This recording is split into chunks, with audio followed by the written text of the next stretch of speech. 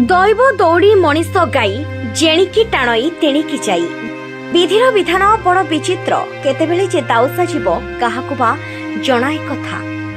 घरर रोजगारिया दुईटा पुओ जदि अकाल रे चली जिबे सेतेबेले से घर परिवार अवस्था न कहिबा भल। आज्ञा हाँ, आमे कहूछु कटक जिला सालेपुर ब्लॉक बारिगोला पंचायत बोदामुंडाई ग्रामर धर्मानंद सामल घर कथा। सालेपुर ब्लॉक बारिगोला पंचायत बोदामुंडाई ग्रामर 74 वर्षिया वृद्धा धर्मानंद सामल दिन थिला दुई पुओ बहु नाती सहित बेस हस खुशी परिवारटी चलुला। एमिति एक दिन पड़िला जे एबे सेही घर को दुखर कला बादल ढांकी देछि। घरर बड़ पुओ पवित्र सामल बयस 35 वर्ष स्थानीय बजार रे एक कंप्यूटर दुकान करी निज परिवार चलाउथिले और सान पुओ प्रदीप्त सामल ड्राइवर भाव में जहा किछि रोजगार करुथिले। हस खुशी परिवारटी चलुला।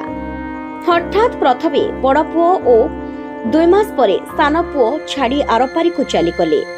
धर्मानंद सामल बोदामुंडाई बारिगोला पंचायत बड़ पुओ थला तो 8 से चलीगला। 1.5 वर्ष 2 वर्ष हो गला। बड़ पुओ पड़ेगा से मत पोषिया कथा किंतु मु बर्तमान पोषुची मत बस है 73 वर्ष है पोषुची सी मत पोषिया कथा पिला छुआ मुझे पोषुची। गला 2 मास भर सान पुओ चलीगला धक्का चलीगला। गाड़ी चलाऊला से ड्राइवर था एमती मूल तो आगे नागी पार्टी जाते कष्ट मटे चलती गाई अच्छी छेली अच्छी या पिछा नागिक चलाऊँ कौन कर बोटी चलाऊँ आनी चलाऊँ सान नाती अच्छी फिर केमती कौन मनुष्य हम या नागिक कर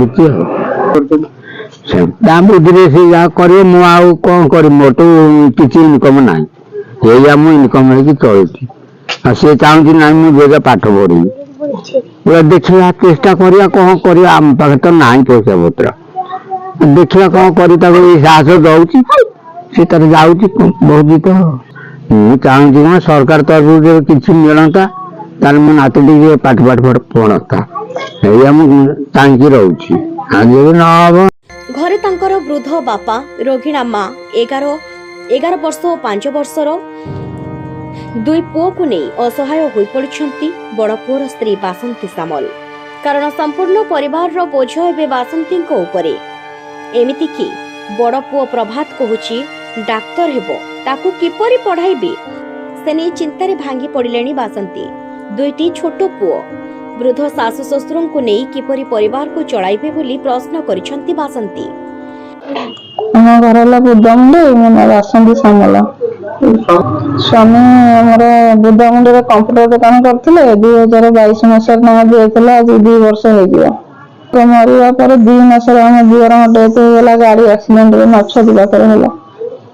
शाशु शशुर को कौन करी शाशु ऑपरेशन कार्ड रे कटिला जहाँ गवर्नमेंट कार्ड उठी आ जहाँ हाथ 15,000 खंड खर्च हो बहुत धार उधार कष्ट मस्ट खर्च कर बहुत कष्ट चलुचु जहाँ भत्ता पाऊँ जहाँ चाल मिलूँ से चलुचु पाठ पढ़ी पारूनी ट्यूशन कर मोर कौट पैसा आनी बापा तो चली गले पैसा कौट पाई ट्यूशन करी जहाँ स्कूल जाऊँ गवर्नमेंट जहाँ साहय कर ट्यूशन कर तेणुक बेसरकारी जदि चाहते कि साहय करनी मो पुओ तेल आगू टे चाहता कि भल पाठ पढ़ते जदि किए मो परिवार को पोष रूप निहते मो पुओ 2 अक्षर भल पाठ पढ़ी जाता आगे जाता आम बुढ़ा बुढ़ी मुहर टे हस फुटाता ये चाहूँ।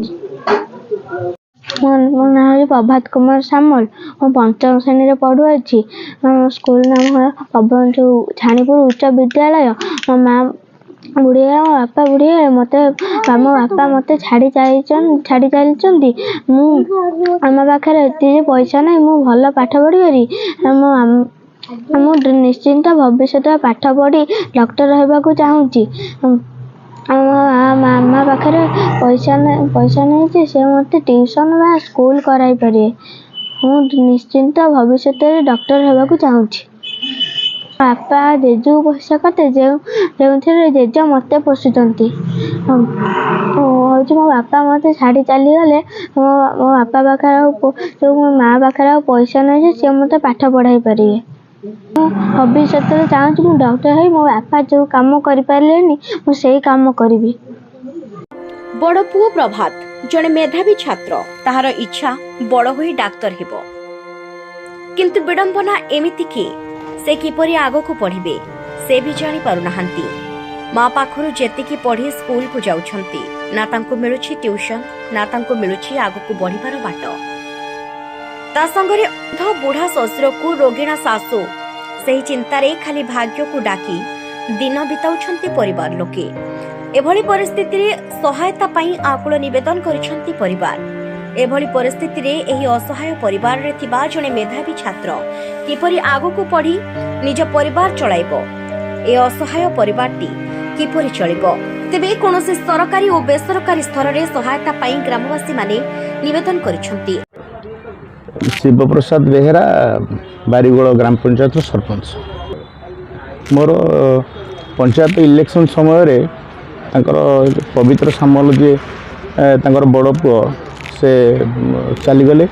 ତାପରେ ତାଙ୍କର ଜଣେ ସାନ ଭାଇ ଯିଏ ସେ ବି ଗୋଟେ ରୋଡ଼ ଆକ୍ସିଡେଣ୍ଟରେ ସେ ଚାଲିଗଲେ। ଦୁଃଖ ଆଉ ପରିତାପର ବିଷୟ ମୋ ପଞ୍ଚାୟତ ପ୍ରତି ସେ ସମୟରେ ଯେ ମୁଁ ସେ ସମୟରେ ଯାଇ ତାଙ୍କ ସହିତ ପୁରା ରାତିରେ ରହି ପୁରା ସବୁ ପ୍ରକାର ଯାହା ଦରକାର ସଂସ୍କାର ପାଇଁ ମୁଁ ସେ ବ୍ୟବସ୍ଥା ବି କରିଥିଲି। ସେକେଣ୍ଡ ଫେଜ୍ରେ ତାଙ୍କର ସେ ଯେଉଁ ଭତ୍ତାଟା ବି ମୁଁ କରିଥିଲି ତାକୁ କରେଇଥିଲି। ବାକି ହେଲା ଆର୍ଥିକ ସାହାଯ୍ୟ ଯାହା ମୋ ତରଫରୁ ଦରକାର ଥିଲା ସେ ସମୟରେ ମୁଁ ତାଙ୍କ ପିଲାମାନଙ୍କ ପାଇଁ କରିଥିଲି। ଏବେ ମୁଁ ଚାହୁଁଛି ଯଦି ସରକାରଙ୍କର ଟିକେ ତାଙ୍କ ପୁଅଟି ଯେଉଁ ଭଲ ଅଛି ଛାତ୍ରଟି ମେଧାବୀ ଛାତ୍ର, ଦୁଇଟି ପୁଅ, ଯଦି ତାଙ୍କ ପାଇଁ କିଛି କରନ୍ତେ ତାହେଲେ ସରପଞ୍ଚ ଭାବରେ ମୁଁ ସରକାରଙ୍କୁ କୃତଜ୍ଞତା ଜଣାନ୍ତି।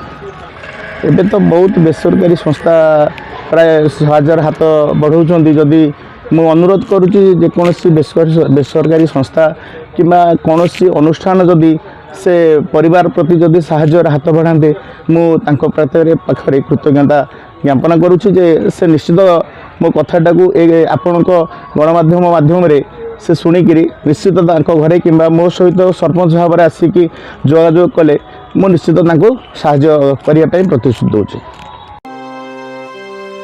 ସାଲେପୁରରୁ ହରପ୍ରିୟା କରଙ୍କ ରିପୋର୍ଟ, ଉତ୍କଳ ନ୍ୟୁଜ୍।